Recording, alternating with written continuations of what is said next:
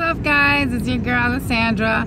I'm doing a video because today was my sister's wedding. It went amazing. She looks so beautiful. And then I started to think of, I noticed someone that seemed to not be too confident in the way that she looked and everything. And I started to think of all those people out there that feel some kind of way about themselves and their body.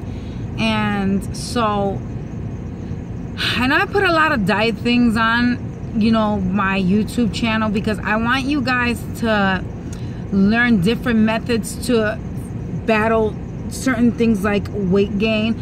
But I absolutely love myself. I have always been skinny, so for me to be heavier, it's a fight in itself because I've always wanted to go back to the way I was. I actually broke my ankle and I went from being fairly, you know, skinny after having my 3 daughters to, you know, being a little bit heavier because I had a cast on for a whole entire year. And then I had revision surgery, which put me in bed quite a while. So I was in bed and not being able to fully functionally walk for about 1.5 years. So I ended up gaining weight. And I ended up feeling like it was going to be so difficult for me to lose the weight.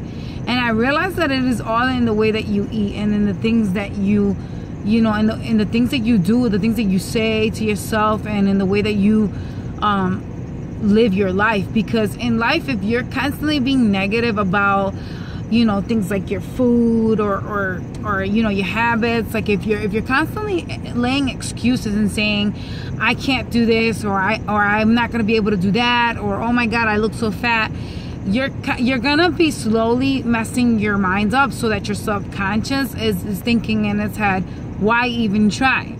And this is the thing that a lot of people just don't understand.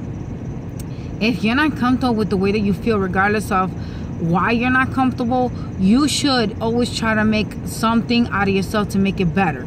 For example, if you are feeling not confident because you're like, okay, well, you know, I don't know if I can lose, you know, 40 pounds or 30 pounds.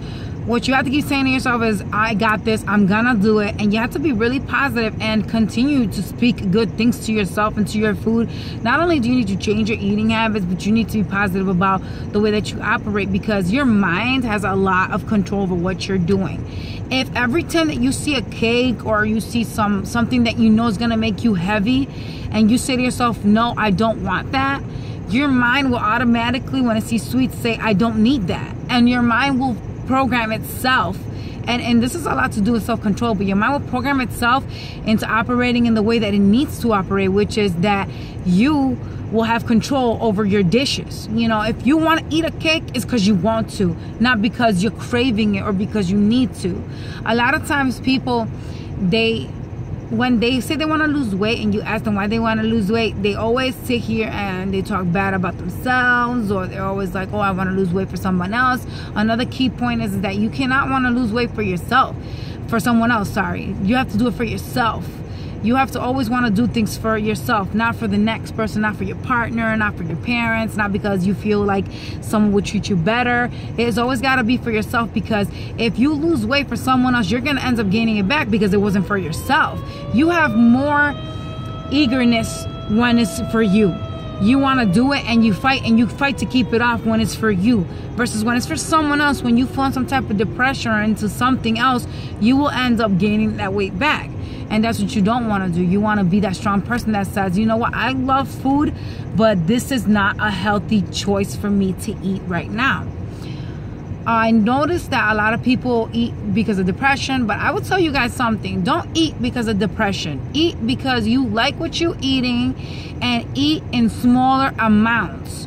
It's a key point to it all. And be careful in how much sugar you're taking in, because understand that breads and shit like that, dough, those are bad foods for you. But I'm gonna let you guys go, and I will do another video on this. I'm actually in a rush right now, but I just wanted to record a small video because I'm that type of person that I love myself, and I look at other people when they fall into a depression as why they feel the way that they feel, and I realize that a lot of the times it's because of the people that surround you. If you don't have a partner that uplifts you and that's there for you to help you through your journey, you're not gonna be successful. You have to be successful in yourself, because if you don't love yourself, then who the fuck's gonna love you?